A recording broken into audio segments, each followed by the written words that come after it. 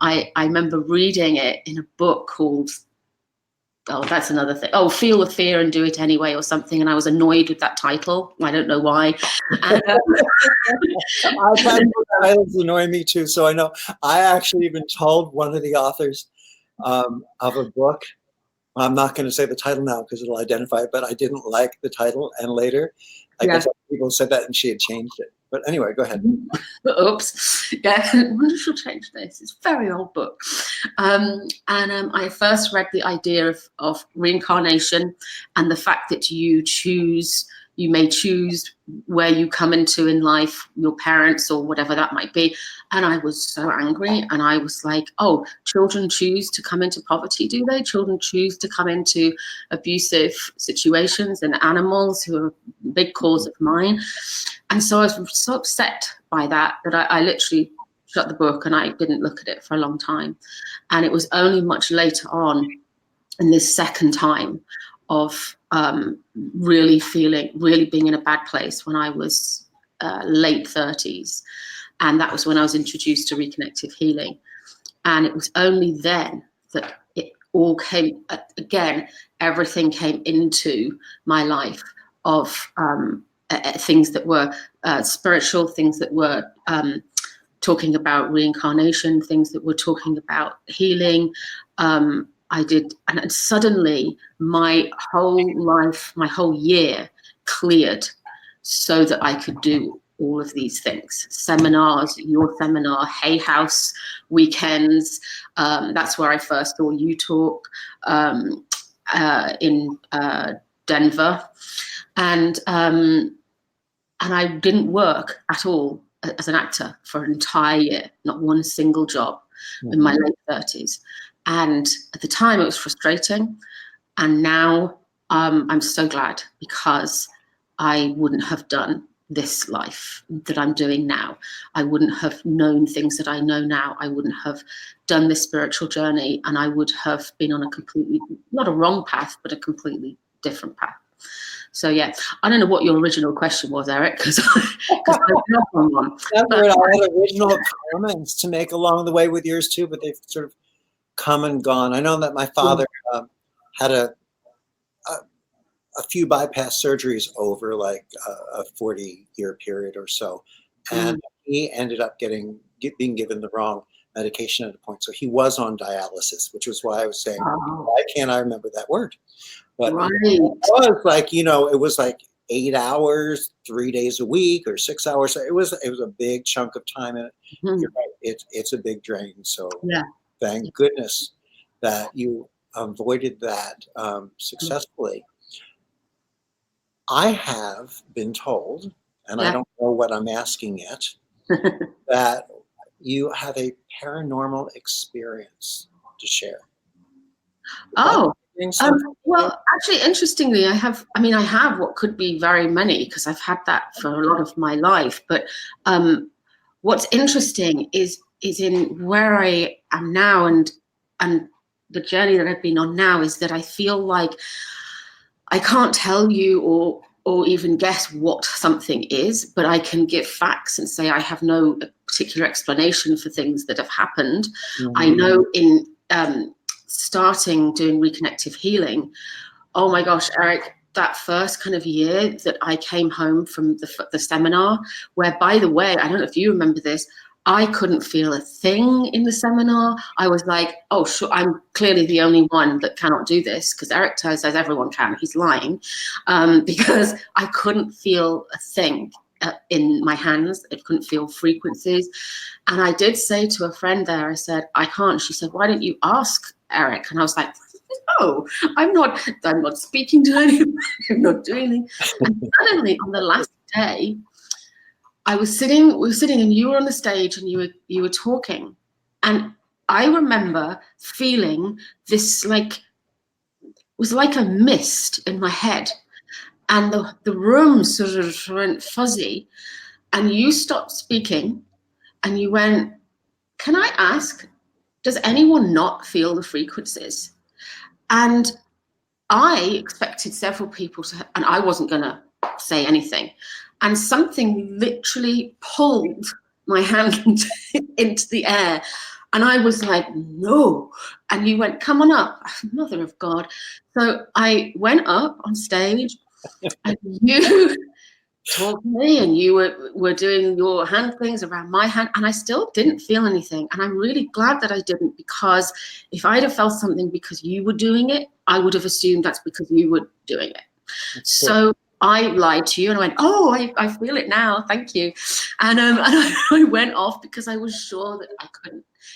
And then the next day I got on the flight from Miami to Los Angeles, and I sat there and there was an empty seat, and the last person to come on the flight was an elderly gentleman with a cane, and it turned out that he had Parkinson's. And I remember at the time thinking, you know, if anyone here thinks this is funny, that I can't do the healing that I just came here to do, and you're sitting me next to someone who obviously has a physical ailment, I can't do that. We're done here. I can't do anything. And about halfway through the flight, this man started to put his hands in his head and properly like moan in pain. And I wasn't thinking anything to do with the healing, but I said, are you okay? And can I do something? And because if he needed the bathroom, the air steward had to get him up off the seat and help him. And he said to me, he said, it's my head. It's my head. And he couldn't speak proper English. And I said, have you taken something? And he said, yes. And he went, he did this 6 days. I had this 6 days. And I went, well, I've just done this course, this healing course. Do you want me to have a go? I was dying inside, because I'm really, now I'll be very vocal about it, but back then I was not. And as I was saying the words, I was like, what are you saying the words for? You're only going to look an idiot. And he looked at me like I was an idiot. And he said, yes. And he the best kind. Yeah, the best kind. The nutter who sits next to you on the airplane, right? This is the point at which I was the idiot, the nutter that sat next to him. And he gave me his hand.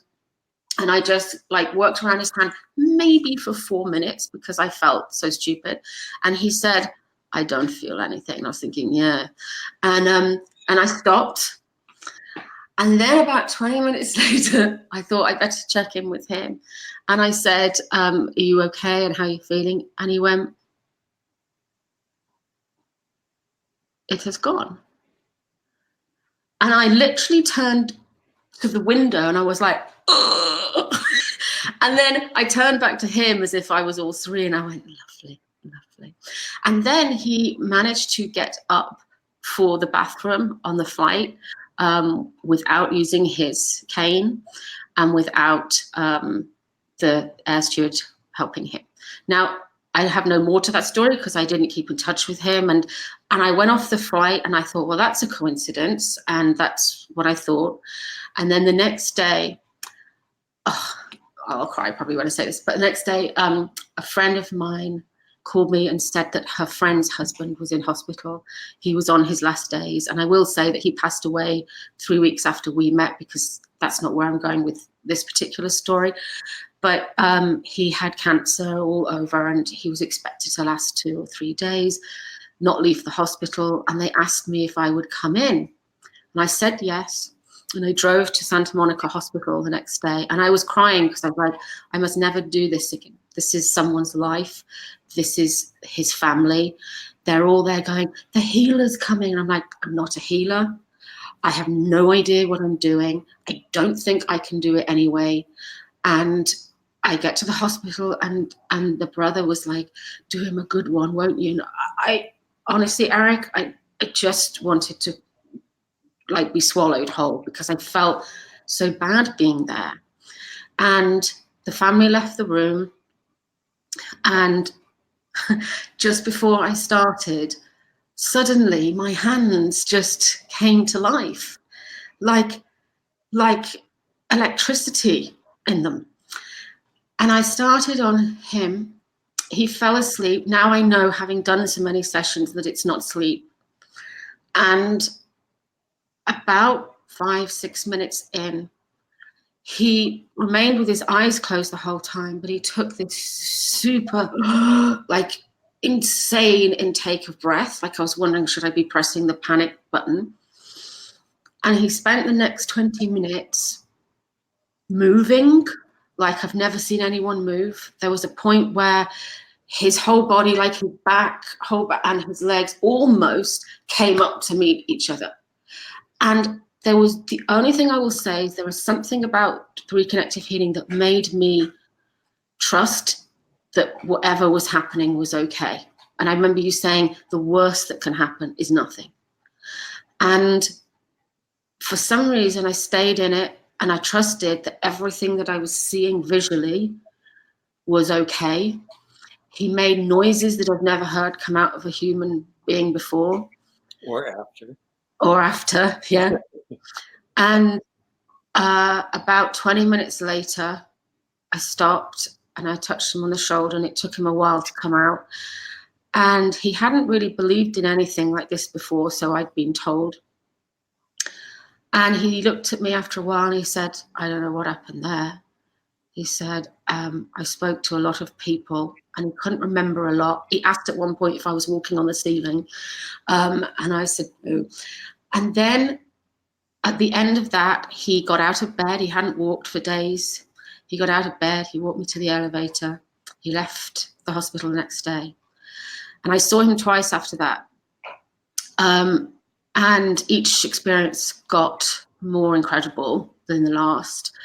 On the very last one, I know I get emotional, but happily. So it's, you know, I know that he was transitioning, and I know that he saw many people with him as he was doing so. And on that very last one, I said bye to him. I didn't think I would see him again. And I know that he, at his memorial, his best friend gave me some emails that he had written to him during our experiences. One was to say I was able to go home and have conversations that I hadn't had before, conversations that I needed to have before I go. And on the last one, he said to his friend, today I saw where I was going, and now I'm at peace. And I sobbed, and I just felt like through him, that's why I do this now, because everything that he did showed me that it was real, whatever we all think real is. And probably nothing really is, you know. I just, but I'm so appreciative of my experience with him, because through him, I decided to carry on. And then everything began in my house. Like I would do reconnective healing sessions, and I had really crazy experiences. And one, which you mentioned a while ago, which was I had a girl who I treated, a woman, should I say, and at the end she said that she saw a little girl in my lounge sitting with my dog. And I don't believe or not believe. I was like, great, what, you know, if that's for you, that's for you. It didn't really affect me either way. And then the next day I did a session with someone, and I have this purple blanket that I use, and afterwards I was on my own, I folded it up, and I'm anally neat, so it's like super neat. And I went to the bathroom, and I came back like 2 minutes later, and I stopped my tracks, and there was this child's handprint, yeah, fully embedded. I mean, I should try and get the photo up here, fully embedded in my blanket. And I'm going to get the photo up, obviously. Sure. Fully embedded in my blanket. And I stopped, and I thought, oh, I must have touched it. I must have leant on the blanket. And I went up, and it's literally half the size of my hand. And then it stayed there for about 30 minutes until I like straightened it out. And then I was like, no, that's ridiculous. And I kept trying to make it again, but it doesn't stay down. So I physically can't do the print. And ever since then, and I haven't had it for a while now, to be fair, but for the next year, I would, like I have 20,000 or so photos on my iPhoto in my computer, and all of a sudden, without even iPhoto being open, that photo will just come up on my screen. It will save itself as a screensaver. I remember being in the bath once and I was watching something on whatever, Netflix or something, and suddenly I saw my what's it called, the little cursor, start to move all over my screen, and then my Netflix went out and up comes the little print, and like a mad woman, I'm there in my bath going, now just stop it, I'm trying to watch something.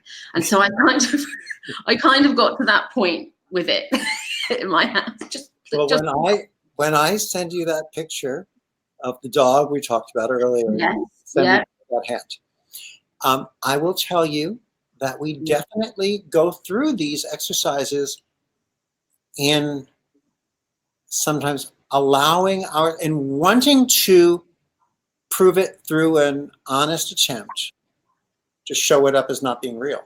And that's why I always say we need to allow reconnected feeling to stand or fall on its own. Every time, you know, someone does a session and they say, now I'm going to add to it. I say, please don't. I want to pull out any negative energies. Please don't. I want to give you an anchor in case it goes away. Please don't. I want to rearrange the crystals or the energy or give you something to help it. Please don't. Because if we do, you'll never know. You're a perfect model. That story is a perfect model of let it stand or fall on its own, because if it falls, then we are free of an illusion. And if it stands, then our vision is clearly empowered to see more than we've allowed it to see prior to then. And that is not just the vision of our eyes, but it's who and what we are and what we allow ourselves to own and step into. And yeah, gorgeous that gorgeous that you share this. No. You know, and I'm going to tell you something else too, if I may share with you. Yeah. That feeling of, you know, who am I, and am I the healer, and the family's all looking at me and they're expecting, doesn't go away. It doesn't go away. You know, I've been from the early times in hospitals working with quadriplegics and paraplegics. Yeah. Their bodies started doing all those things and those movements that you were describing, and the family was looking at me. And did they all get up and walk afterwards? No. Some of them, yes, and some of them regained partial. Terrific. And really, when part of the way that I got to know Jillian was that after she had attended a training program in Miami, she got home and a friend of hers had a brain, I lost that word again, aneurysm, I believe, and lost the ability to speak and talk. And she asked me to come over, and I said, all right, I will. And the family looked at me, and you're going, you don't know.